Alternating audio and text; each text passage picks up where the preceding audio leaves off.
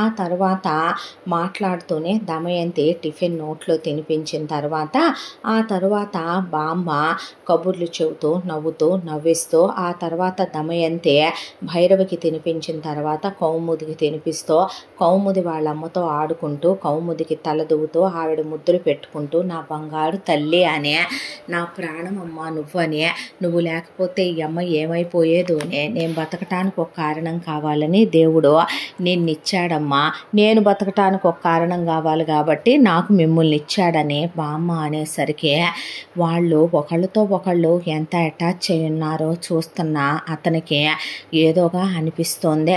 ఇవన్నీ బ్రెయిన్లోకి ఎక్కించుకోకూడదు, ఎట్టి పరిస్థితుల్లో టార్గెట్ ఫినిష్ చేసేసి ఈ అమ్మాయిని పైకి పంపించి తను ఇక్కడి నుంచి వెళ్ళిపోవాలి, ఇలాంటి సెంటిమెంట్లకి తను లొంగకూడదు, తను ప్రొఫెషనల్ కిల్లరు, వీటన్నిటి గురించి తను ఆలోచించటం కూడా తప్పే అనుకుంటూ ఉండగా బాక్స్ తీసుకొని ఆ అమ్మాయి బాయ్ అండి, మీకు ఏదన్నా కావాలంటే బామ్మకి చెప్పండి, అమ్మకి చెప్పండి చూసుకుంటారు, ట్యాబ్లెట్స్ అన్నీ కూడా మీరు వేసుకునే అన్నీ రాసి కవర్లో పెట్టాను, అవి టైం ప్రకారం వేసుకోండి అంటే ఆ అమ్మాయితో పాటు తను వెళ్ళడానికి లేదు.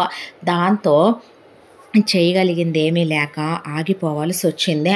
ఎలా బయటికి తీసుకెళ్ళాలి, ఎక్కడికి తీసుకెళ్ళి ఎలా ఫినిష్ చేయాలి అని ఆలోచించుకుంటూ భైరవ అలా ఆ అమ్మాయి బాయ్ అని వెళ్ళిపోతే ఆ అమ్మాయి వైపే చూస్తూ ఉండిపోయాడు. ఆ తర్వాత లోపలికి రా బాబు అని చెప్పిన తర్వాత దమయంతి కూర్చో నాయన అని చెప్పి ఆవిడ వెళ్ళి పూజా పునస్కారం వంట పనుల్లో పడిపోయింది. పనమ్మాయి వస్తే ఇంటి పనులు అవి చేయించేసి పంపించేశారు. ఆ తర్వాత బామ్మ దగ్గర కాసేపు కూర్చున్నాక ఫోన్ చేసింది కౌముదే. ఫోన్ చేసి కాసేపు ఆయన్ని రెస్ట్ తీసుకోమనమ్మా అంటే బాబు బిళ్ళలు వేసుకోవాలంటగా అయ్యా అని ట్యాబ్లెట్లు ఇచ్చి రెస్ట్ తీసుకోయ్యా అనే జ్యూస్ పట్టించి ఆ తర్వాత తినడానికి ఏదో పెట్టి ఆవిడ తీసుకెళ్ళి పైన వదిలిపెట్టి వచ్చింది. మేమెవరం రాములే, కాస్త ప్రశాంతంగా ఉంటుంది, పడుకో నాయన అని చెప్పి ఆవిడ నుదురు మీద ముద్దు పెట్టి తలని అలా నిమిరి పడుకో, ఏ తల్లి కన్నబిడ్డవో, ఎవరూ ప్రపంచంలో అనాథలు కాదు నాన్న, అందరికీ దేవుడు ఉంటాడో, ఆ దేవుడే ఎవరికి ఎవరు చేరువవ్వాలో ఎవరికి ఎవరు దూరం అవ్వాలో నిర్ణయించాల్సిన వాడు, ప్రశాంతంగా పడుకో అని ఆవిడ కిందకు వచ్చింది.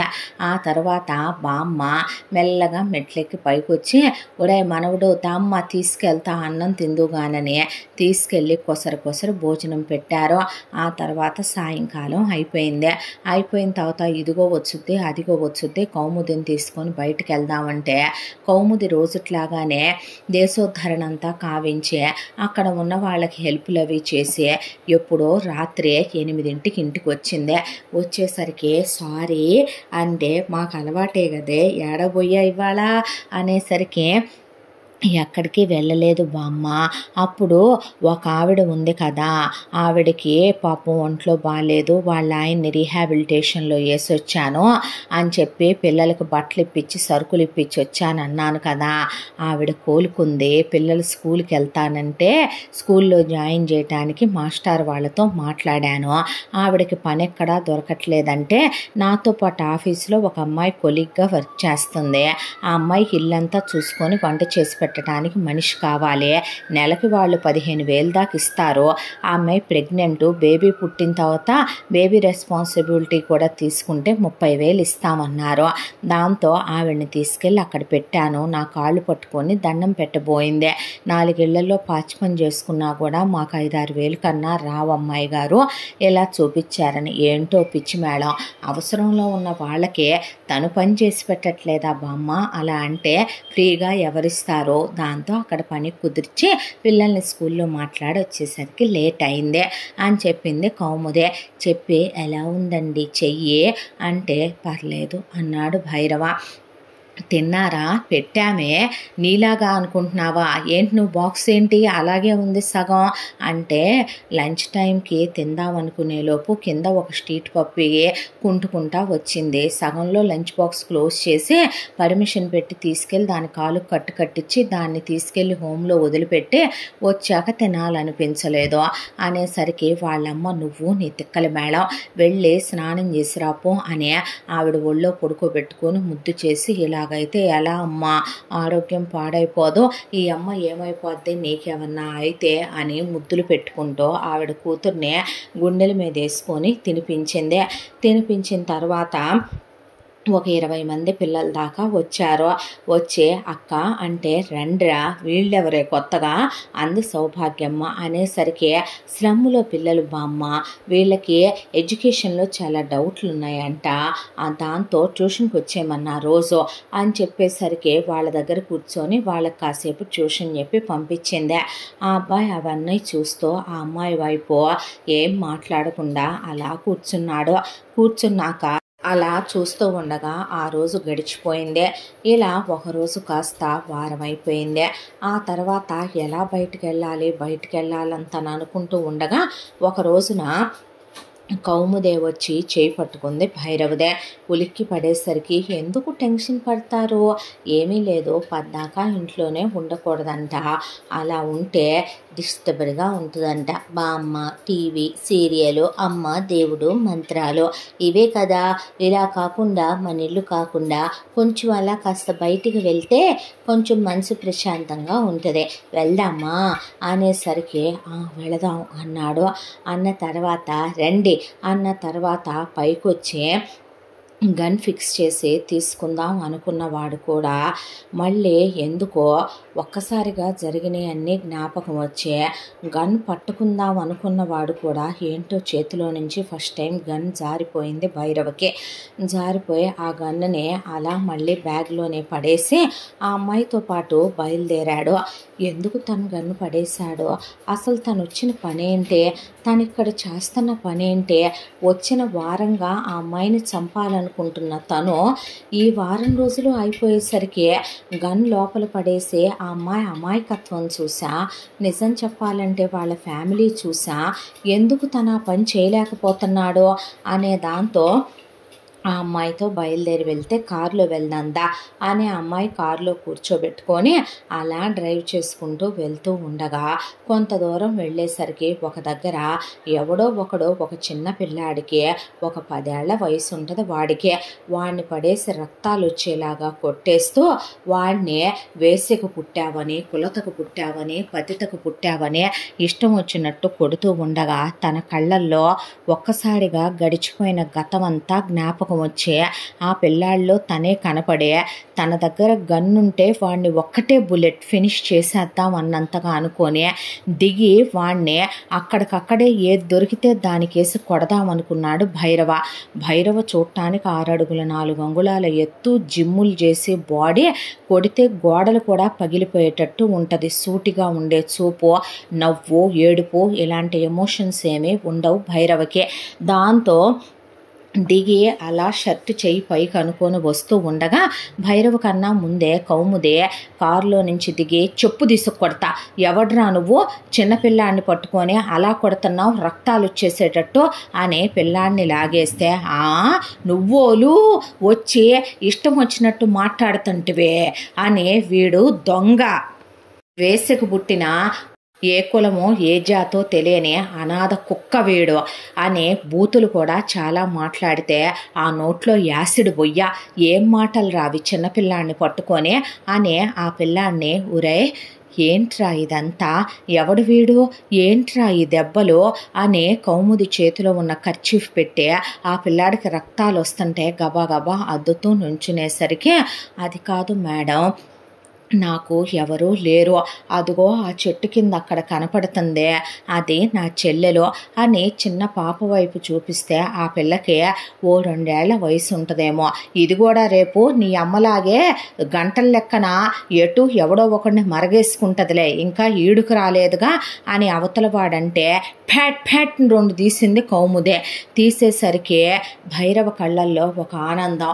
దాంతో ఆ పిల్లాడు అలా కౌముది చేయి గట్టిగా పట్టుకునేసరికి మనిషివా పశువా కుక్క నువ్వు, చిన్నపిల్లను పట్టుకొని ఆ మాటలేంట్రా, నీచమైన వెధవా, నువ్వు అసలు ఒక అమ్మ అబ్బకు పుట్టావురా పనికి మాల సన్నాసి అనేసరికి ఏమైందిరా అంటే నేనెవరికి పుట్టానో తెలియదక్క అని సారీ మేడం గారు అంటే అక్కనే పిలవరా అంది. అన్నాక సరేనక్క, ఇక్కడికి కొంత దూరంలో మాకు గుడిసె ఉండేదే, ఆ గుడిసెలో మా అమ్మ ఉండేదే, ఎవరెవరో వచ్చిపోతా ఉండేవాళ్ళు, నన్ను బయట కూర్చోబెట్టి ఆడుకోమనేదే, ఆ తర్వాత ముద్ద పెట్టేది. ఒకరోజు మా అమ్మకి ఇది పుట్టిందే, పుట్టిన తర్వాత నేనెవరికి పుట్టానో తెలీదు, అదెవరికి పుట్టిందో తెలీదు, మా అమ్మ చచ్చిపోయిందే, మా అమ్మ శవాన్ని మున్సిపాలిటీ వాళ్ళు ఎత్తుకుపోయారు. ఆ తర్వాత ఆకలైందే, కడుపులో పేగులు మెలికలు పెట్టేస్తుంటే ఎవ్వరూ పనివ్వని అన్నారు, వచ్చి వీడి కాళ్ళు పట్టుకున్నాను, పనిచ్చాడక్క, ఇచ్చిన తర్వాత వీడు తప్ప తాగుతాడు, అందరి దగ్గర టిప్పు అడుక్కోమంటాడు, అలా అడుక్కు తెచ్చిన టిప్పులో నుంచి ఒక్క 10 రూపాయలు బుడ్డదాని కోసం అని చెప్పి తీసుకున్నానక్క. ఈ రోజున దొంగతనం చెయ్యలేదు, వాడే తాగక ముందు నేను వాడిని అడిగే తీసుకున్నా, అది మర్చిపోయి ఇప్పుడు నన్ను ఇలా చావగొడుతున్నాడక్క అనేసరికి భైరవకి కళ్ళల్లో ఒక సన్నటి కన్నీటి పొర, అంతలోకి ఆ నీళ్లు కళ్ళల్లో నుంచి లోపలికే వెళ్ళిపోయేసరికి పనికి మాలిన వెధవ, పసిపిల్లాన్ని పట్టుకొని కొడతావంటరా, నీ చేతులు కాళ్ళు విరిగిపోను, పోలీసులకు ఫోన్ చేసి నిన్ను జైల్లో వేయించుతా, దరిద్రపు ఎదవ, ఏమనుకుంటున్నావో చైల్డ్ లేబర్తో పని చేయించవచ్చా, ముదరష్టపు కుక్క అనేసరికి పనిచ్చిన వాళ్ళని అలాగేనేటి నువ్వు మాట్లాడేదే అనేసరికి భైరవ అప్పటిదాకా మెదలకుండున్నాడు వచ్చి ఆ పక్కనే ఉన్నటువంటి చెట్టుకేసి ఒక్కటి ప్యాట్మన్ తీసి చేత్తో ఒక్కటి తీసేపాటికి వాడి జాబోను కదిలిపోయి నోట్లోంచి ముక్కుల్లోంచి బ్లడ్ పడిపోయి తలకాయ పగిలిపోయి అలా బ్లడ్ కారిపోతూ ఉండగా, మీరేంటండి అంత సీరియస్ అయ్యారో అనేపాటికి, అలాగే నా కొట్టేది చిన్నపిల్లాన్నే, నిజమే ఇలాంటి వాళ్ళని చీరేసినా కూడా తప్పు లేదు అని ఆ తర్వాత కౌముది ఆ పిల్లాడిని పట్టుకొని, ఒరే నాతో పాటు మా ఇంటికి వస్తావా, మా ఇంటికి తీసుకెళ్తాను అంటే, దేనికి అన్నాడు భైరవ. దేనికేంటి, వీడిని ఇలాగే వదిలేసాం అనుకో, ఇక్కడి నుంచి ఇంకో చోట పనికి వెళతాడు, ఇంకో చోట పనికి వెళితే నేను చెయ్యని తప్పుకే కదా వీళ్ళు నన్ను కొడుతున్నారు, ఆ తప్పేదో నేను చేసేస్తే వీళ్ళు అన్నా అనకపోయినా నా బతుకైతే హ్యాపీగా ఉంటుంది కదా అని వాడు దొంగతనాలకు అలవాటు పడతాడు, తర్వాత నేర ప్రవృత్తికి అలవాటు పడతాడు, పెద్ద అయిన తర్వాత ఏ కిల్లర్గానో తయారవుతాడో, ఆ పాప భవిష్యత్తు ఏ వేసే వాటి కలపాలో అయిపోద్ది అనేసరికి వాడు కిల్లర్గా తయారవుతాడో అన్న ఆ మాటే మైండ్లో తిరిగి తన గతం తన కళ్ళ ముందు ఒక్కసారిగా అలా కనిపించినట్టు ఫ్లాష్ పడిపోయింది భైరవకి. పడిపోయిన తర్వాత ఆ పిల్లాన్ని మా ఇంటికి వస్తావురా అంటే, దేనికి అన్నాడు. పనిస్తావా, ఒరే పిచ్చోడా, పనేమీ చేయక్కర్లా, చక్కగా భోజనం పెడతాను, చదివిస్తాను, స్కూల్లో వేస్తాను, పాపని నిన్ను కూడాను, నీ పేరేమిట్రా, మాకు పేరేమీ లేదుగా అనేసరికి పాపని ఎత్తుకొని పాప ఏడుస్తుంటే ఆ అమ్మాయి పాప ముఖం నిండా మసి అంటితే తుడిచింది. కౌముది పిల్లాడి దగ్గర అదొకలాంటి వాసన వస్తుంది, శుచి శుభ్రతలు లేవు, అయినా వాళ్ళని అసహించుకోలేదు, దగ్గరికి తీసుకుంది, ఎత్తుకుంది, చీదర పుట్టట్లేదు అని అంటే, దేనికి చీదరా అంటే, మేము శుభ్రంగా లేముగా అక్క, పిచ్చోడా, ఒరే మట్టిలో నుంచే మాణిక్యాలు వస్తాయిరా, వాటిని మాణిక్యాలుగా తయారు చేయాలన్నా లేదు వాటిని మారణాయుధాలుగా తయారు చేయాలన్నా మనిషే తయారు చేస్తాడు అన్నాక దా అనే ఆ అమ్మాయిని బొడ్డోడిని కలిపి కారులో ఎక్కించుకొని ఇంటికి తీసుకొచ్చి జరిగిందంతా చెప్పేపాటికి దమయంతి అయ్యో అనే పిల్లని ఆవిడెత్తుకునేసరికి ఆశ్చర్యంగా చూశాడు భైరవ. బామ్మ, అరే నీళ్లు పోసుకుంది కానిరా, ముడికి సచ్చినోడా, అదేదా బుడ్డదాన్ని ఎడదే, అమ్మ కత్తి నూనెను కత్తి పిండి ఎడదే, దానికి నలిగేస్తాను, చిన్నపిల్ల కదా, కుత్తి షాంపూ వేసి అంటేస్తాను అని బామ్మ దగ్గరికి తీసుకునే పాటికి, ఎందుకు తీసుకొచ్చావు అల్లా, మన దగ్గర ఏమైనా లక్షలు కోట్లు ఉన్నాయా అల్లా, వాళ్ళని ఏం పెట్టి పోషిద్దాం అల్లా, ఏ అమ్మకు అబ్బకు పుట్టారో వాళ్ళని తెచ్చావేంటి అల్లా. ఆ అబ్బాయి ఆశ్చర్యపోయాడు. వెళ్ళాడు. ఈలోపు మీరింట్లోనే ఉండండి, నేను ఇప్పుడే వస్తానని కౌముది స్కూటీ వేసుకొని వెళ్ళి పాపకు ఒక అరడజను ఫ్రాకులు, బుడ్డోడికి ఒక అరడజను నిక్కర్ షర్ట్లు తీసుకొని వచ్చింది. వచ్చిన తర్వాత ఈలోపు బామ్మ శుభ్రంగా బుడ్డోడు నాకు సిగ్గంటే బడాబడా 2 బాది ఆ పాత బట్టలు తీసేయించి చక్కగా నలుగులేసి పిల్లలకి స్నానాలు చేయించి పళ్ళల్లే ఉన్నారు ఇద్దరు.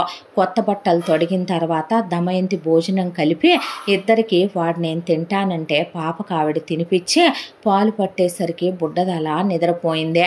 వస్తూ ఉయ్యాల తీసుకొని వస్తే అక్కర్లేదమ్మా 2 ఏళ్ళుగా దానికి, నేను బొడికిసుకుంటాలే నా దగ్గర అని బామ్మ ఎత్తుకొని షోహాయి నా బుజ్జి తల్లి ఉచ్చుచో అల్లలే నలుగురిని కని పెంచిన గొడ్డు ముద్దాన్ని నేను, అలా చూస్తే ఇలాంటి వాళ్ళని పెంచితే పుణ్యవేలేరా మనవడా అని ఆవిడ దగ్గరికి తీసుకొని వాళ్ళు చాలా ప్రేమగా చూసుకుంటున్నారు పిల్లల్ని.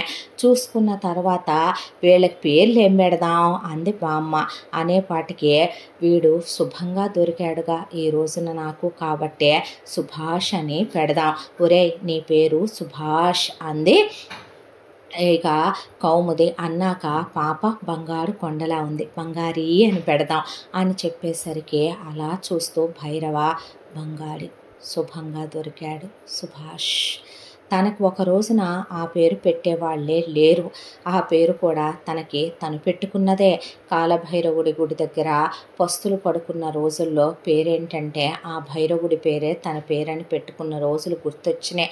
అలా చూస్తూ ఉండగా ఇక నెక్స్ట్ డే కల్లా స్కూల్కి వెళదు కానీ రారా అని తీసుకెళ్ళి ఒక కార్పొరేట్ స్కూల్లో భైరవ కూడా వెంటెళ్ళాడు.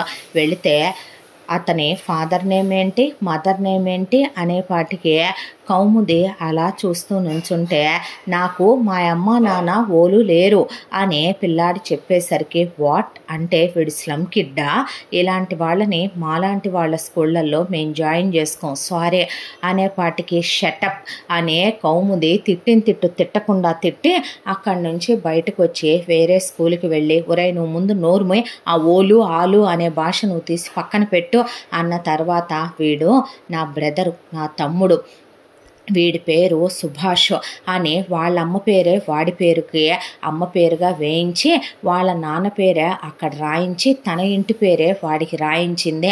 రాయించి ఇప్పుడు నువ్వు అనాథవి కాదురా, నీకు అమ్మ ఉంది, నీకు బామ్మ ఉంది, నీకు అక్క ఉంది, ఇదిగో నీకు అంకుల్ కూడా ఉన్నాడు ఫ్రెండ్గా అనేపాటికే ఆ పిల్లాడు అలా చూస్తే భైరవ తల మీద చెయ్యేసి అలా చూశాడు. చూసేసరికి ఇక ఇంటికి తీసుకొచ్చి మొత్తానికి వీణ్ణి స్కూల్లో చేర్చానమ్మా అనేసరికి బుడ్డోడు ఏడుస్తూ దమయంతిని వాటేసుకొని అమ్మా అన్నాడు. అనేసరికి ఏమైందిరా అంటే నువ్వు నా అమ్మవా అని అంటే ఏమైందమ్మా, నేనే నువ్వు అమ్మవని నీది నాన్నది ఏంచి మన ఇంటి పేరే వేయించానమ్మా, వాడికి కూడాను వాడిని అనాథ కుక్క అన్నారు, నాకు నచ్చలేదే, పాపకు కూడా రేపు అలాగే వేయించుతానంటే అమ్మ అనే అనరా అంది ఆవిడ. అనేసరికి ఆ అబ్బాయి అమ్మ అనే అలా చూస్తూ ప్రేమ అనే అలా చూశాడు వాళ్ళ వైపు. ఒరే క్వార్టర్ టికెట్టు ఎట్రారా అనేసరికి అక్క బామ్మ రాత్రంతా నా మీద చేతులు వేసి కాళ్ళు వేసి పిసికేసి దగ్గరికి లాగేసి ముద్దులు పెట్టుకొని పడుకుంటుంది, నేను బామ్మ దగ్గర పడుకోను అనేపాటికి కొట్టానంటే నా క్వార్టర్ టికెట్ గడివి నువ్వు, నీకు అన్ని మాటలు లేవురా రే, ఏయ్ ఇరగొట్టేస్తా జాగ్రత్త, చూసావురా మనవడు ఎన్ని మాటలు వచ్చినాయో అనేపాటికి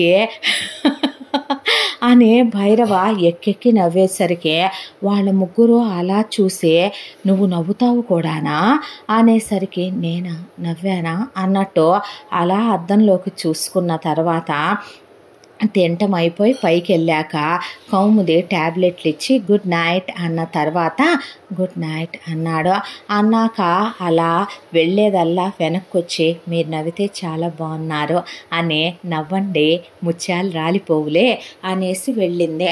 వెళ్ళేసరికి తను నవ్వాడా, తనకి నవ్వడం వచ్చా, తను నవ్వాడా అని 1కి 10 సార్లు అద్దంలో చూసుకున్నాడు.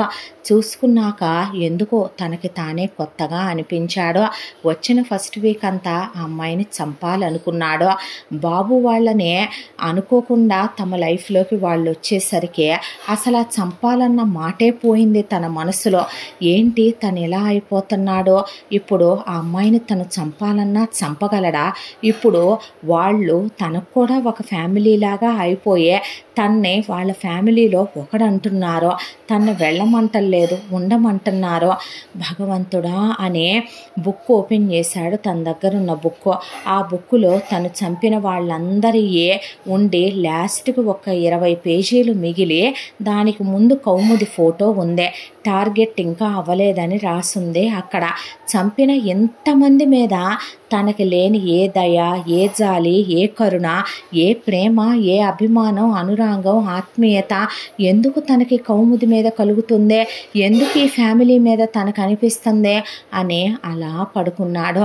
పడుకునేసరికి ఒక్కసారిగా ఫ్లాష్ అవుతూ తన మైండ్ తన గతంలోకి ఉరకలు వేస్తూ పాస్ట్లోకి వెళ్ళిపోయింది ఒక్కసారిగా. భైరవ చిన్నతనం, తను ఎక్కడ పుట్టాడో ఎవరికి పుట్టాడో తెలీదు.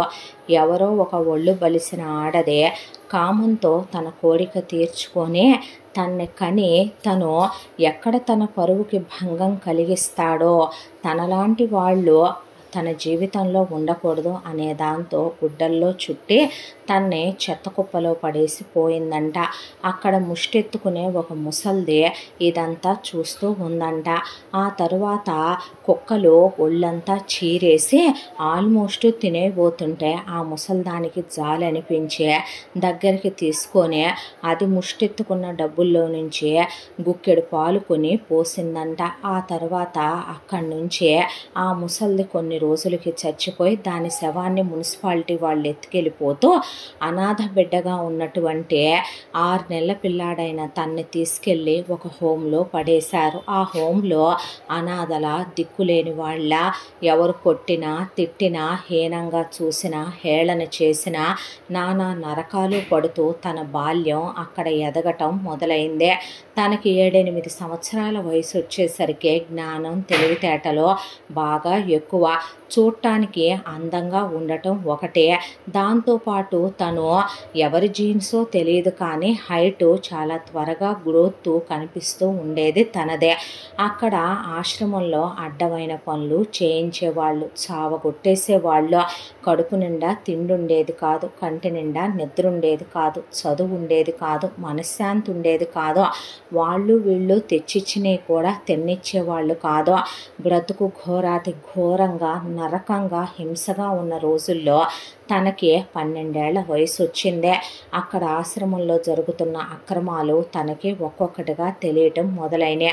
అక్కడ వయసుకు వచ్చినటువంటి కుర్రాళ్ళకి అమ్మ నాన్నలు ఉండరు కాబట్టి, వాళ్ళు అనాథ పిల్లలు కాబట్టి, డబ్బున్న ఆడవాళ్ళు చాలామంది వాళ్ళ మగాళ్ళు ఇచ్చే సుఖాలు సరిపోక ఇక్కడ ఉన్న మగపిల్లల్ని తీసుకొని వెళ్ళి వాళ్ళతో అడ్డమైన శారీరక సుఖాల్ని పొంది ఎంత డబ్బని ఆశ్రమంలో ఉండే సూపర్వైజర్ గాడికి పడేసి పోతూ ఉండేవాళ్ళు. అలా వ్యానుల్లో రోజు కారుల్లో చాలామంది పిల్లలు బయటికి వెళ్ళి వాళ్ళని సుఖపెట్టి తిరిగి వస్తూ మెయిల్ ప్రాస్టిట్యూషన్ చేసి వచ్చేవాళ్ళు. అందులో ఒక పిల్లాడు ఈ నరకం పడలేక అక్కడ ఒక ఆడది వాడిని నానా టార్చర్లు పెట్టేసరికి ఒక బామ్మంత వయసున్న ఆడదాన్ని వాడు సుఖపెట్టలేక వాడికి అడ్డమైన ట్యాబ్లెట్లు మింగిచ్చే మానసికంగా కుంగిపోయిన వాడు సూసైడ్ చేసుకొని చనిపోయాడు. అది చూసిన భైరవకి గుండెల్లో వణుకు బయలుదేరింది. రేపో మాపో తన బ్రతుకు కూడా ఇంతేనా అనుకుంటూ ఉండగానే ఒక రోజున మదమెక్కిన డబ్బున్న కొవ్వెక్కిన ఆడది ఒకటి వచ్చింది. వచ్చి పిటపిటలాడిపోతున్నాడు వీడు అనేసరికి వాడికి ఇంకా 12, ఇంకో 2-3 ఏళ్ళు పట్టుద్ది వాడు ఆ వ్యవహారానికి పనికి రావాలంటే. బిళ్ళలేసినా సరే అన్నీ సరవద్దు అని అవతల వాడు అనేసరికి భైరవికి టెన్షన్ అనిపించేసిందే, గుండెల్లో దడ అనిపించేసిందే. దాంతో ఆశ్రమం వాళ్ళందరూ పడుకొని నిద్రపోతూ ఉండగా ఆశ్రమం గోడ దూకి ఎంత దూరం పరిగెత్తుతున్నాడో తెలియకుండా పరిగెత్తి పరిగెత్తే దొరికిన ట్రైన్ ఎక్కి బస్సు ఎక్కి ఎక్కడో దిగేశాడో. ముందు బ్రతకాలనే భయం, బ్రతుకు కోసం పరిగెత్తే పరుగు. అలా ఒక చోటకి చేరుకున్నాడో. ఎక్కడా పని దొరకలేదో. కడుపు నకనకలాడిపోతుంది. పేగులు ఆకలికి అలమటిచ్చిపోతున్నాయి. నిద్ర లేదు, తిండి లేదు, ఎక్కడా ఉండనివ్వట్లేదు. కుక్కని కొట్టినట్టు తరిమి తరిమి కొడుతున్నారు. దాంతో మంచినీళ్లు తాగినా కూడా వాంతి అయిపోతున్నాయి. కడుపులో మెలిపెట్టే ఆకలి బాధ. ఒక చోటకి వెళ్ళి ఇప్పుడు సుభాష్ అడిగినట్టే ఒకడిని పని అడిగాడు. ఒక ధాబాలో పనిచ్చారు. పనిచ్చిన తర్వాత తను చాలా నిజాయితీగా పనిచేసేవాడు.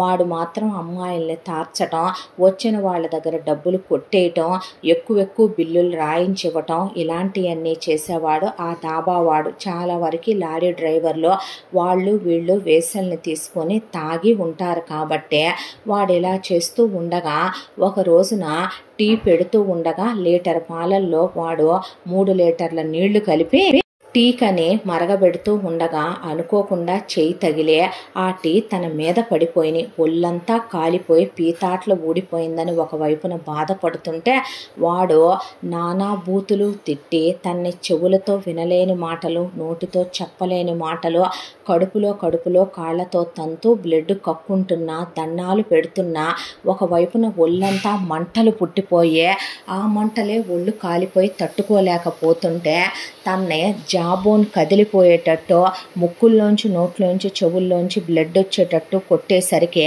వాణ్ణి తోసేశాడు దెబ్బలు తట్టుకోలేని భైరవ. అక్కడి నుంచి భైరవనే వెంటపడి వాడు నరికేస్తా చంపేస్తా అని వెంటపడేసరికి ఆ చిన్నతనం బాల్యంలో ఎటు వెళుతున్నాడో తెలియక పరిగెడుతూ దొరికిన లారీ ఎక్కేశాడు. కొంత దూరానికి వేరే ఊళ్ళో దిగేశాడు. నిర్మానుష్యంగా ఉంది అక్కడ ప్రదేశం అంతా కూడాను. చూస్తే ఒకవైపున ఒంటి మీద కాలిన గాయాలు, సలపరం, కొట్టిన దెబ్బలకి ఒళ్ళంతా జ్వరంతో కాలిపోతుంది. కడుపు ఆకలితో మాడిపోతుంది. అమ్మా అన్న పిడికెడు ముద్ద పెట్టేవాళ్ళు లేరు, ఎవరు పట్టించుకునే వాళ్ళు లేరు. దాంతో ఆక్రోశం, ఏడుపు, బాధ. అక్కడ ఒక కాలభైరవుడి గుడి ఉంది. అక్కడ అలా పడుకున్నాడు. చలి, ఒళ్ళంతా సలపరం. దాంతో తెల్లారి లేచి చూసేసరికి అక్కడికి ఒక వ్యాన్ వచ్చింది. ఆ వ్యాన్లోకి కొంతమంది పిల్లలు ఎక్కుతున్నారు. ఎక్కిన ప్రతి వాళ్ళకి అడిగినన్నే ఫుడ్ ప్యాకెట్స్ ఇస్తున్నారు, వాటర్ బాటిల్స్, కూల్ డ్రింక్స్ ఇస్తున్నారు. ఆ పిల్లల్ని రోజు కొంతమంది చొప్పున కొంతమంది వ్యానుల్లో తెచ్చి ఎక్కిస్తుంటే ఇంకొకళ్ళు బస్సులోకి ఎక్కించుకొని తీసుకెళ్తున్నారు. తను కూడా వెళ్ళి చూస్తే ఆ బిర్యానీ వాసన, ఆ ఆకలి, ముందు కడుపు ఆకలిని కోరుకునేసరికి వాళ్ళ దగ్గరికి వెళ్ళి చూస్తే ఆకలేస్తుందా అని అడిగాడు ఒక అతను. అవునని తలూపితే లోపలికి రమ్మనమని బస్సులో కూర్చోబెట్టి ఒక ఫుడ్ ప్యాకెట్ ఇచ్చాడు. తిన్నాక ఇంకో ప్యాకెట్ ఇచ్చాడు. ఆ తర్వాత కూల్ డ్రింక్ బాటిల్ ఇచ్చాడు. మాతో వస్తావురా అని అడిగితే ఎక్కడికి, పనిస్తా అనేసరికి వస్తానండి అన్న తర్వాత నీ పేరేంటి అనేసరికి దేవుడి మీద కోపంతో అలా చూసే భైరవ అని చెప్పిన క్షణాలు. ఆ తర్వాత అక్కడి నుంచి తన్నే ఒక చీకటి గుహలాంటి ఒక ప్రదేశంలోకి తీసుకెళ్లారు. అక్కడ తనలాంటి పిల్లలు, మగపిల్లలే చాలామంది ఉన్నారు. అక్కడ ఉండేసరికి తీసుకువెళ్ళిన భైరవని చూసి అక్కడ ఒక అతను మంచి హైటు వెయిట్ పర్సనాలిటీతో ఉన్నాడు. అతని చేతి కింద చాలామంది గూండాలు లాంటి మనుషులు ఉన్నారు. భైరవను చూసి మగాడవుతాడురా వీడు, ఏమున్నాడురా అని భైరవ వివరాలు అడిగితే తనకెవరూ లేరని, ఇలా అనాథనని, ఇలా వచ్చానని జరిగిన విషయం చెప్పిన తర్వాత వాళ్ళు మంచి బట్టలు ఇప్పించారు. ఆ తర్వాత మంచి పుష్టికరమైన తిండే, పొద్దున్నే గుడ్లు, పాలు, ఆ తర్వాత వీళ్లతో ఎక్సర్సైజులు చేయించడం, ఆ తర్వాత గన్లు ఇచ్చి కాల్పించడం మొదలు పెడితే అలా కాల్చకూడదు కదండి, తప్పు కదా అనేసరికి ఎట్రా అన్నాడు అక్కడున్న అతను. చెప్పండి అన్న తర్వాత నీకు అమ్మ లేదు, ఆ దేవుడు ఇచ్చాడ్రా? లేదు. నాన్న లేడు, ఇచ్చాడా? లేదు. నిన్ను ఆ రోజు ఆ టీ షాప్ వాడు కొట్టాడు, మరి దేవుడొచ్చి కాపాడా? లేదు. నిన్ను ఆ అనాథాశ్రమంలోంచి నుంచి దేవుడు బయటికి తెచ్చాడా? లేదు. మరి నీలాగే చచ్చిపోబోయే ఇంకో పిల్లాన్నే కాపాడలేదే దేవుడు. మనది మనమే చేసుకోవాలి. దేవుడు లేడు, దెయ్యము లేదు. ఒక మదమెక్కిన ఆడది, ఒక డబ్బున్న మగాడు ఒళ్ళు బలిసి నీలాంటి వాళ్ళని కని వదిలేయటం తప్పు కాదా?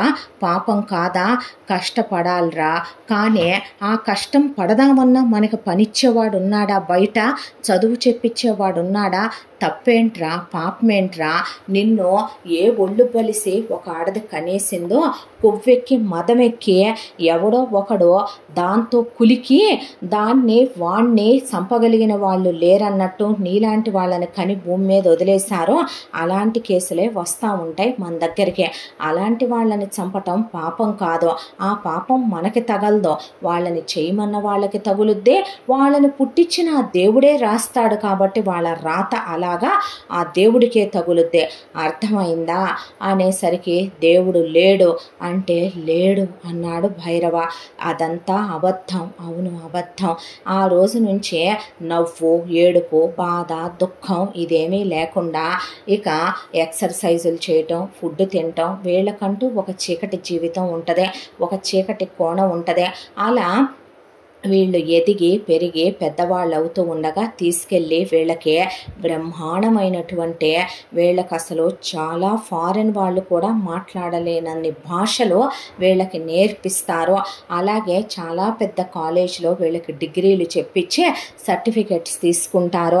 కాబట్టే భైరవకి ఇంగ్లీష్ వచ్చు, హిందీ వచ్చు, తమిళ్ వచ్చు, మలయాళం వచ్చు, మరాఠీ వచ్చు, గుజరాతీ వచ్చు, ఉన్న అన్ని లాంగ్వేజ్ల్లో మాట్లాడగలడు. కొండజాతి వాళ్ళ భాషతో సహా అన్నీ నేర్పించేసి ఆ తర్వాత భైరవ బాగా హైట్ పెరిగిపోయే జిమ్ చేయటం ఒకటే, ఆ ప్రోటీన్ ఫుడ్ తినటం ఒకటే, దాంతో చాలా ఇదిగా తయారయ్యాడు. ఆ తర్వాత వాళ్ళకి కొంతమందిని చంపమని టార్గెట్లు వస్తాయి. ఆ వచ్చిన టార్గెట్లు భైరవ లాంటి కొంతమంది పిల్లల్ని సెలెక్ట్ చేస్తారు. బాగా ఫైర్ చేయగలిగిన వాళ్ళని, పోలీసులకి దొరకని వాళ్ళని, ఎలా తప్పించుకొని రావాలి అనే వాళ్ళనే, వీళ్ళ ఉనికి తెలియనివ్వకుండా ఉండే వాళ్ళని సెలెక్ట్ చేసుకొని పంపించే, అలా చాలామందిని చంపిన తర్వాత అప్పుడు తనకు కొంత అమౌంట్ ఇచ్చేవాళ్ళు. తనేమో అసలు అడిగేవాడు కాదు. ఆ ఇచ్చిన అమౌంట్ వందల్లో వేలల్లో తను వాడుకొని మిగతావన్నీ తీసుకెళ్ళి ఒక అకౌంట్లో పడేసేవాడు. ఆ తర్వాత వీళ్ళకి పనిచ్చిన అతను ఒక రోజున వయసు అయిపోవటంతో అతను చనిపోయాడు. చనిపోయిన తర్వాత దాదాపు అతని కింద పనిచేస్తున్న కుర్రాళ్ళల్లో చాలామంది మేము సెల్ఫ్ కిల్లర్స్ అవుతామని చెప్పి వాళ్ళల్లో చాలామంది వెళ్ళిపోయారు. వెళ్ళిపోయిన తర్వాత భైరవతో పాటు ఇంకో 9 మంది ఆగిపోయారు. వీళ్ళు చాలా ప్రొఫెషనల్ కిల్లర్స్. వీళ్ళు మర్డర్ చేశారంటే సచ్చినోడికి చంపిన వాళ్ళకి తప్ప ఎవడికి తెలియదు. వీళ్ళ 10 మందినే అక్కడ ఒక బ్రోకర్ ఉండే, ఎన్నాళ్ళు వాడి దగ్గర కేసులు తెచ్చాను, ఇప్పుడు మీ దగ్గరికి తీసుకొస్తాను, చేస్తారేమిట్రా అనేపాటికి భైరవ అన్నాడు. అన్న తర్వాత సరే ఒక్కొక్కళ్ళని చంపటానికి 6 కోట్లు ఇస్తారు, కోటి నా కమిషను, 5 కోట్లు మీకు ఇస్తాను అన్న తర్వాత సరే అన్నారు అందరూ. అని మిగతా 9 మంది 9 వేరు చీకటి కోణాల్లోకి వెళ్ళిపోయారు బ్రతకడానికి. ఆ తర్వాత భైరవ ఒక చీకటి కోణంలోకి వచ్చాడు. వీళ్ళు పగరు బయటికి రారు, వీళ్ళ ఉనికి ఎక్కడా తెలియనివ్వరు. వీళ్ళకి ఒరిజినల్ ఆధార్లు, పాన్లు, బ్యాంక్ అకౌంట్లు ఎయ్యి ఉండవు. వీళ్ళ రియల్ నేమ్స్ అసలు బయటికి ఎవరికి తెలియనివ్వరు. వీళ్ళు బయటికి వచ్చేటప్పుడు ఒరిజినల్గా వాళ్ళు ఎలా ఉంటారో అలా ఉండరు. ఒక్క కౌముది దగ్గరకు వచ్చేటప్పుడు మాత్రమే భైరవ తనలా వచ్చాడు. కాంటాక్ట్ లెన్స్తో కళ్ళ రూపం మారిపోయే, గడ్డాలు పెట్టి, ఆ తర్వాత కొన్ని చోట్ల మీసాలు లేకుండా రకరకాలుగా జుట్లకు రంగులు వేయించుకొని వీళ్ళు రకరకాలుగా మారిపోయి వెళుతూ ఉంటారు. కానీ తను కౌముది దగ్గరికే తనలాగా రావలసిన సిచ్యువేషన్ ఏర్పడింది భైరవకి. ఆ తర్వాత అతను చాలా కేసులు తెచ్చాడు భైరవ దగ్గరికి. ఆ తెచ్చిన వాళ్ళ గురించి మినిమం కొంచెం మాత్రం కనుక్కుంటారు చంపటానికి రీజన్ ఏంటి అని. ఆ చంపటానికి రీజన్ ఏంటనే దాంట్లో ఒక్కొక్కళ్ళది ఒక్కో రీజన్. ఒక డబ్బున్న తండ్రే అతన్ని నెగ్లెక్ట్ చేస్తూ కొడుకులు అతన్నే వేసేయించాలనుకుంటున్నారు. దాంతో తండ్రే 2 కొడుకుల్ని వేసేయమన్నాడు, 10 కోట్ల అమౌంట్. ఆ తర్వాత ఒక మామ కోడల్ని పట్టుకొని లాగాడు, కొడుకు వాడిని వేసేయమన్నాడు. ఒక డబ్బున్న ఆయన భార్య ఆయన ఎంత ప్రేమగా చూసుకుంటున్నా పిల్లల్ని కన్నా పరువు కోసమని ఆయన పడి ఏడుస్తుంటే రోజు 10 మంది మగాళ్ళతో చెడు తిరుగుళ్ళు తిరుగుతుంది. ఒకళ్ళ కూతురు, ఒకళ్ళ కోడలు, ఇలా భైరవ చంపిన వాళ్ళందరి వెనకాల చాలా రకాలైన బరితెగించినటువంటి రకాలు డబ్బున్న వాళ్ళు వాళ్ళ పేరు బయటికి రానివ్వకుండా చాలామంది ప్రొఫెషనల్గా ఉండే వాళ్ళతో చేయించే వాళ్ళే కేసులు కానివ్వకుండా చంపిన తర్వాత ఒక ఫోటో పంపించమంటారు. వాళ్ళు ఆ ఫోటో పంపించి కన్ఫర్మ్ చేసుకున్న తర్వాత శవం పోలీసులు కలెక్ట్ చేసుకున్న తర్వాత అనుకోకుండా పోయారు, ఏం చేద్దాం అన్నట్టుగా వాళ్ళ శవాల్ని తీసుకెళ్లి తగలెట్టేసుకుంటారు. కానీ భైరవ మాత్రం ఎక్కడా ఎంక్వైరీలో తన గురించి కానీ తన ఉనికి గురించి కానీ తెలియనివ్వకుండా ఇచ్చిన టార్గెట్ వాళ్ళకి 3 నెలల గడువు ఉంటుంది. ఆ 3 నెలల గడువులో కూడా కరెక్ట్గా 100 రోజులు టైం ఇస్తారు. 10 రోజులు వివరాలు అవి వాళ్ళ గురించి కనుక్కోవటానికి, మిగతా 3 నెలల్లో వాళ్ళని వేసేయాలి. ఫస్ట్ హాఫ్ పేమెంట్, తర్వాత హాఫ్ పేమెంట్ వచ్చేస్తుంది భైరవకే. అలాగే అతని దగ్గరికి వచ్చిన వాళ్ళందరి టార్గెట్లు ఫినిష్ చేసుకుంటూ వచ్చాడు. ఫినిష్ చేసుకుంటూ వచ్చిన ప్రతిసారి తను అడిగేది దేవుణ్ణి ఒక్కటే, నువ్వనే వాడివే అసలున్నావా? ఈ మానవ ప్రపంచంలో ఎంతమందే అమ్మ, నాన్న, అక్క, చెల్లె, అన్న, తమ్ముడు, ప్రేయసి, ప్రియుడు, భార్య, భర్త, పిల్లలు, బంధాలు, అనురాగాలు ఎన్ని ఉన్న ఈ ప్రపంచంలో నాకు ఎవరూ లేరు. నాకు అసలు నేను ఎందుకు బతుకుతున్నానో, ఇది ఎందుకు చేస్తున్నానో నాకేమీ అర్థం కావటం లేదు. నేను యమున్నా, నేను రాక్షసున్నా, నువ్వు నన్ను ఎందుకు పుట్టించావు? నువ్వు నాకెందుకు అందరిలాంటి జీవితాన్ని ఇవ్వలేదు? అసలు నువ్వు అందరికీ తండ్రి అంటారే, నువ్వనేవాడివి ఉన్నావా? నువ్వనేవాడివి ఉండే నాలాంటి వాళ్ళ జీవితాలు ఇలా చేసేస్తున్నావా? ఇలా మేము చేస్తూ ఉంటే నువ్వు చూస్తూ ఉంటున్నావంటే నువ్వేగా మమ్మల్ని ఇలా పుట్టించావు, నువ్వేగా మా తలరాతల్ని ఇలా రాసేసావు, కాబట్టి మేము చేయటం కరెక్టే, అంతే కదూ నువ్వనేదే అని తను ప్రతిసారి తనని తాను వేసుకునే క్వశ్చన్తో పాటు దేవుణ్ణి ఒక క్వశ్చన్ వేస్తాడు భైరవ. అలా రోజులు గడిచిపోతూ ఎన్ని కోట్ల రూపాయలు డబ్బులు వచ్చినాయో, తన బ్యాంక్ అకౌంట్లో ఎన్ని కోట్లు ఉన్నాయో కూడా భైరవ ఏ రోజు లెక్క చూసుకోలేదు. ఆ తర్వాత అనుకోకుండా అతని దగ్గరికి కౌముది గురించి వచ్చిందే.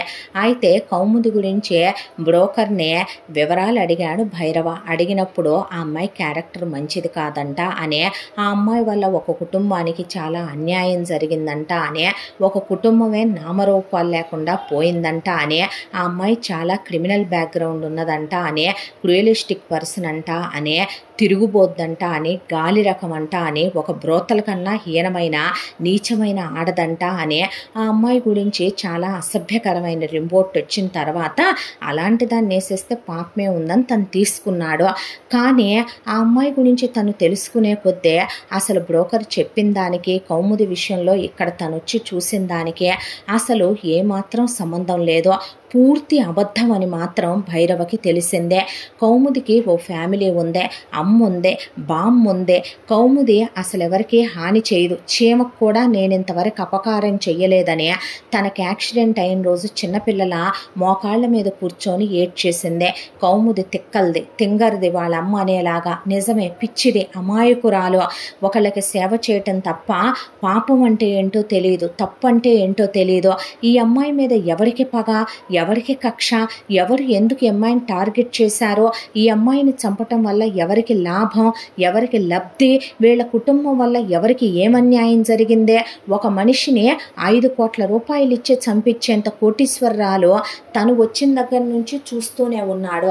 కౌముది పోనీ డబ్బున్న అమ్మాయా? అదే కాదు. బామ్మ చెప్పిన లెక్క ప్రకారం వాళ్ళ అమ్మకు సైట్ వచ్చింది, ఆ సైట్ అమ్మితే 2 కోట్ల డబ్బు వచ్చింది. దానిలో 1 కోటి రూపాయలు ఫిక్స్డ్లో వేసుకొని వడ్డీ వాడుకుంటున్నారు. 1 కోటి రూపాయలు పెట్టి ఆ ఇల్లు కారు కొనుక్కున్నారు. వాళ్ళకొచ్చే 60,000 వడ్డీలోనే వాళ్ళు బామ్మని, తన్నే, ఇప్పుడు 2 పిల్లల్ని, వాళ్ళిద్దరిని పోషించుకుంటున్నారు.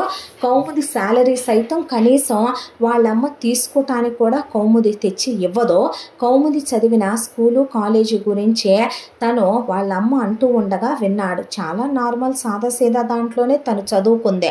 అక్కడ తన మీద పగబట్టి కక్ష కట్టేంత స్టూడెంట్ లైఫ్లో ఉన్న వాళ్ళల్లో ఎవరు ఉండరు నాకు తెలిసే. నెలకి 50,000 తెచ్చుకునే సాఫ్ట్వేర్ ఉద్యోగం చేసుకునే ఒక అమ్మాయి మీద లవ్ అని క్రష్ అని ఉండే అబ్బాయిలు ఉంటారేమో, కానీ 5 కోట్లు ఇచ్చి చంపించగలిగిన వాడు ఆ ఆఫీసులో వర్క్ చేయడు. ఏంటిదంతా, అసలు ఏం జరుగుతుంది అనేది అంత ఆలోచించిన భైరవకు అర్థం కాలేదు. అంత దాంట్లో కౌముది మనసు, కౌముది మాటలు, కౌముది ఒకవైపున పిల్లల మీద చూపించే ప్రేమ, బామ్మ మీద చూపించే ప్రేమ, కల్లా కపటం లేని ఆమె మనసు, ఆ తర్వాత వాళ్ళమ్మ చూపించే ప్రేమ, ఇవన్నీ చూసి ప్రేమ ప్రేమ ప్రేమ అంటే ప్రేమ ఎలా ఉంటుంది? ప్రేమ అంటే ఆ ప్రేమని ఒకసారి తను అనుభవించగలడా? ఆ ప్రేమని తను పొందగలడా? ఆ ప్రేమ ఒకసారి తనది కూడా అవుద్దా? ఆ ప్రేమ తన జీవితంలో కూడా కౌముదిలా వచ్చిందా అనే. కౌముది అంటే వెన్నెల కదో, తన అమావాస్య చీకటి లాంటి జీవితంలోకి వెలుగులు నింపే వెన్నెలలా వచ్చిందా కౌముదే? తన జీవితం మారుతుందా? తను ఎందుకు ఆ అమ్మాయినే ఎప్పుడూ లేదో సింగిల్ టైంలో ఎవరినైనా చంపేయగలిగిన తన గన్ను ఎందుకు 5 సార్లు ట్రై చేసిన కౌముదికి ట్రాఫిక్లో మనుషులు అడ్డు రావటం, పిల్లలు అడ్డు రావటం, 2 సార్లు దేవుడు అడ్డు రావటం, ఒకసారి అసలు తనే అనుకోకుండా ఫైర్ చేద్దామంటే గన్ వర్క్ చేయకపోవటం, ఆ తర్వాత ఆ అమ్మాయిని చంపుదాం అనుకున్న తననే ఆ అమ్మాయి కాపాడి ప్రాణాలు పోయటం, ఆ తర్వాత ఆ అమ్మాయి జీవితంలోకి తను వచ్చే వారం రోజులు ట్రై చేశాడు చంపేద్దామని. తనే తలుచుకుంటే నిద్రపోయేటప్పుడు సైలెన్సర్ బిగించే చంపేయటానికి 1 నిమిషం ఎందుకు చేయలేకపోయాడు? బయటికి తీసుకెళ్దామని ఆ అమ్మాయిని 2 నెలల గడువు పెట్టుకొని డాక్టర్కి డబ్బులు ఇచ్చి అబద్ధం చెప్పించి వచ్చిన తను ఆ అమ్మాయిని ఎందుకు బయటికి తీసుకెళ్ళలేకపోయాడు? ఆ అమ్మాయే బయటికి తీసుకెళ్ళినా ఆ అమ్మాయి వస్తూ పిల్లల్ని వెంట తీసుకొస్తుంటే తనకి క్షణం పట్టదు ఆ అమ్మాయి గొంతు పిసికి చంపేయాలంటే.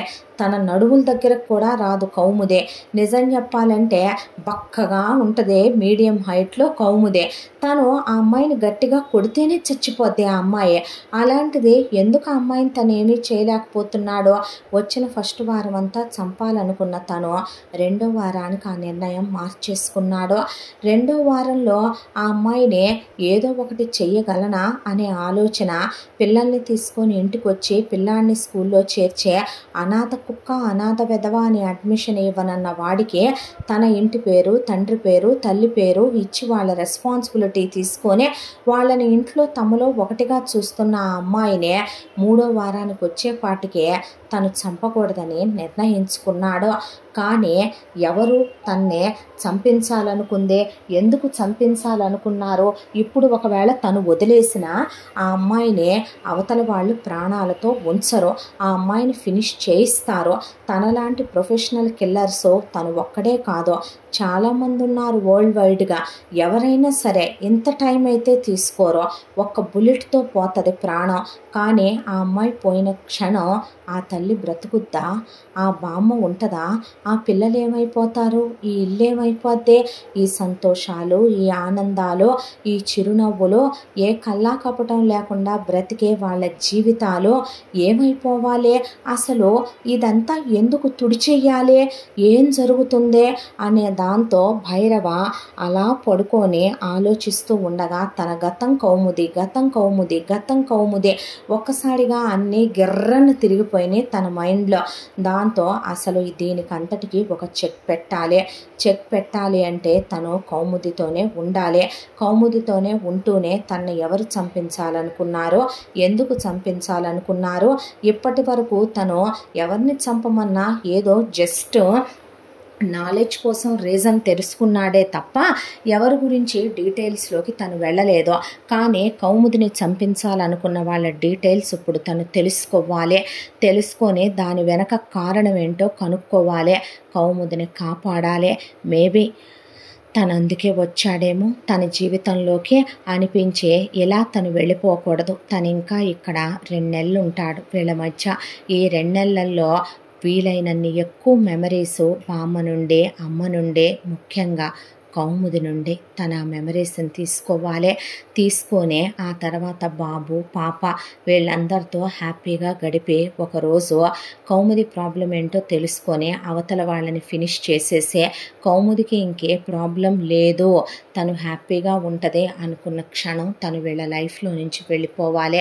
మళ్ళీ జీవితంలో వీళ్ళకి ఎప్పుడూ కనిపించకూడదు. కానీ తను చనిపోయే వరకు తనకి కౌముది వాళ్ళ ఫ్యామిలీతో ఉన్న మెమరీస్తో తను హ్యాపీగా బ్రతికేయాలి అనుకొని రేపే ఈ విషయం గురించే మొత్తం ఆరా తీయాలి అని చెప్పి అనుకొని ఆ తర్వాత ఆలోచించటం మొదలుపెట్టాడు భైరవ.